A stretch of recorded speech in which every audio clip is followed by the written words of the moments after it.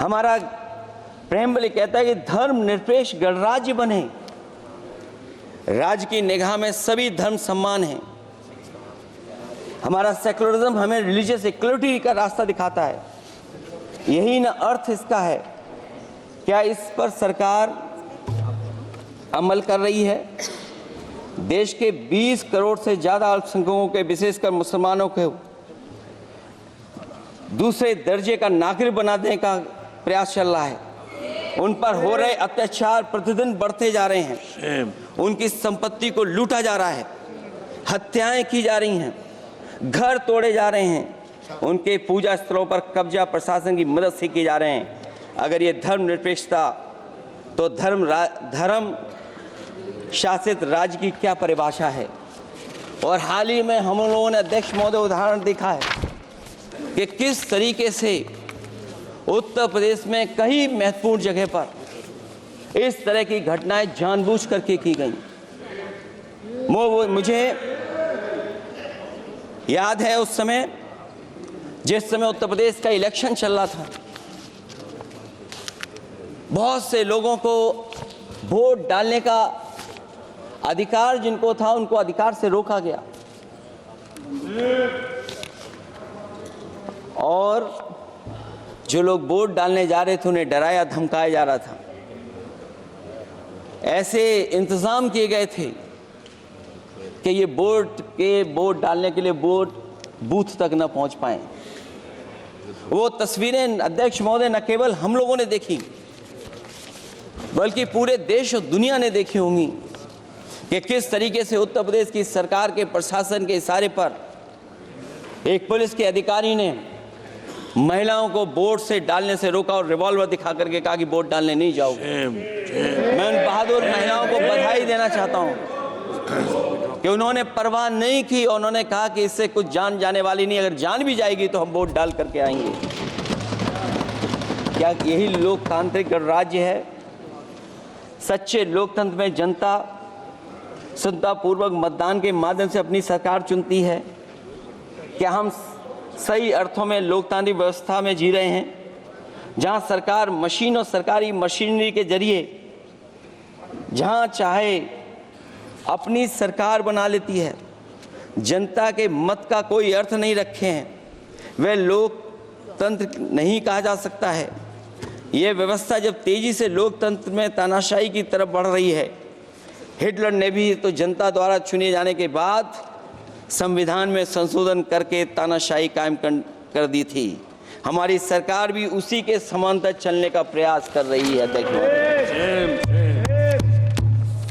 प्रस्तावना में अध्यक्ष महोदय सामाजिक, आर्थिक और राजनीतिक न्याय दिलाने की बात है।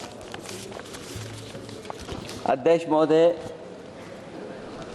मैं जब सरकार की तरफ से माननीय मंत्री जी को सुन रहा था,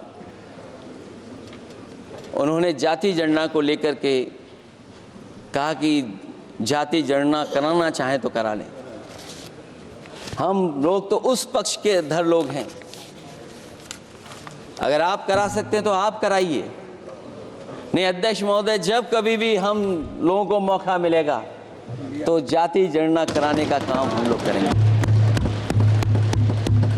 सामाजिक न्याय समाज के अनुसूचित जाति, अनुसूचित जनजाति और अन्य पिछड़े वर्गों को न्याय दिलाने का बड़ा अस्त्र आरक्षण था, उसे समाप्त कर दिया गया है। आउटसोर्सिंग और कॉन्ट्रैक्ट बेसिस पर थोड़ी बहुत नौकरियां जो दी जा रही हैं, उनमें दलितों और पिछड़ों का कोई आरक्षण नहीं है। शिक्षण संस्थाओं और विश्वविद्यालय में प्रोफेसर्स और वाइस चांसलर के चयन के समय इनके आगे लिख दिया जाता है, एक नया शब्द का इजाद हुआ, NFS, नॉट फाउंड सुटेबल। सरकारी उपक्रम बेच दिए, प्राइवेट उपक्रमों में कोई आरक्षण नहीं है। अध्यक्ष महोदय, शिक्षा मंत्री जी सूची जारी करें, और अगर ये बात कहीं भी गलत है तो शिक्षा मंत्री जी सूची जारी कर दें। देश के सभी केंद्रीय विश्वविद्यालयों के वाइस चांसलर की ओर प्रोफेसर्स की एक, मैं तो कहूँगा अध्यक्ष महोदय, कि शिक्षा मंत्री जी अगर ये सूची जारी कर दें कि जितनी भी सेंट्रल यूनिवर्सिटीज़ हैं और उनके माध्यम से जितने भी प्रोफेसर्स का अपॉइंटमेंट हुआ है, सब बात साफ हो जाएगी। आप केवल देश के 10% लोगों को ही ख्याल रख रहे हैं, बाकी 90% लोगों का आप ख्याल नहीं रख पा रहे हैं। और जाति जनगणना कभी जाति में भेदभाव नहीं बढ़ाएगा अध्यक्ष महोदय। जाति जनगणना जातियों के बीच दूरियां कम करेगा और तमाम हमारे ऐसे समाज के लोग जिनको न्याय नहीं मिला, जिनको अधिकार नहीं मिला है, अध्यक्ष महोदय कम से कम जाति जनगणना के बाद उन्हें अधिकार और सम्मान दिलाने का काम भी हो सकेगा। इसलिए हम इसके पक्ष में हैं। आर्थिक न्याय के बगैर न सामाजिक न्याय मिल सकता है और न राजनीतिक न्याय मिल सकता है। गरीबी का नाजायज लाभ उठाकर धन्ना सेठों की सरकार चुनाव में पैसा बांटकर राजनीतिक न्याय का भी अपहरण कर लेती है। कर्ज में डूबी बड़ी आबादी महाजन के दबाव में अपनी इच्छा के खिलाफ वोट देने को विवश हो जाती है। चुनाव में सत्ताधारी दलों द्वारा पैसे की भरमार के चलते कोई सामान्य कार्यकर्ता चुनाव नहीं लड़ पा रहा है। बड़े पैमाने पर धनवान चुनकर आ जाते हैं। पैसे के बल पर जब तक आर्थिक विषमता समाप्त नहीं होती, लोगों को राजनीतिक न्याय मिल नहीं सकेगा। प्रस्तावों में आगे जो लक्ष्य है, विचार, व्यक्ति, विश्वास, पंथ और उपासना की स्वतंत्रता, अन्याय के खिलाफ विचार व्यक्त करने पर जेल, अभिव्यक्ति की स्वतंत्रता का अर्थ है देशद्रोह। अगर भाजपा के मत के नहीं हैं, दूसरे धर्म के हैं तो प्रताड़ना के हकदार हैं। और अब तो उपासना करने पर भी दिक्कत है, क्योंकि हर मस्जिद के नीचे मंदिर खोजने वाले तत्व इस देश को शांति से रखना ही नहीं चाहते हैं। उन्हें कानून की कोई परवाह नहीं है। मैं इस मौके पर धन्यवाद देना चाहता हूं। सुप्रीम कोर्ट का कम से कम वो फैसला आया है जहां कुछ दिनों के लिए ये पाबंदी लगाई गई। व्यक्तियों की गरिमा और देश की एकता और अखंडता को सुनिश्चित करने वाली बंधुता, ये विभाजनकारी नीतियां संविधान की प्रस्तावना के उस उद्देश्य से जरा भी मेल नहीं खाती है। व्यक्ति की गरिमा लिंचिंग से धूल दूषित हो चुकी है। उद्योगपति सरकारी आतंक से परेशान हैं, हो करके अपनी पूंजी समेटकर देश छोड़ गए हैं और लगातार जा रहे हैं। अध्यक्ष महोदय, आज़ादी के बाद उद्योगपति कभी इतने भारत छोड़ करके नहीं गए होंगे, देश छोड़ के नहीं गए होंगे जितने इनकी सरकार में चले गए हैं। अगर व्यक्ति की गरिमा सुनिश्चित हो तो कोई व्यक्ति क्या अपनी मातृभूमि को छोड़ करके जा सकता है?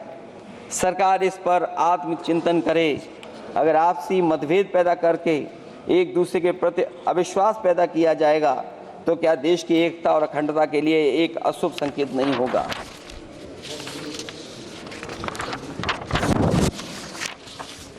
अध्यक्ष महोदय, आर्टिकल 14 कानून के समक्ष समानता, भारत के अंदर किसी भी व्यक्ति को राज्य कानून के समक्ष समानता को डिनाई नहीं कर सकता है।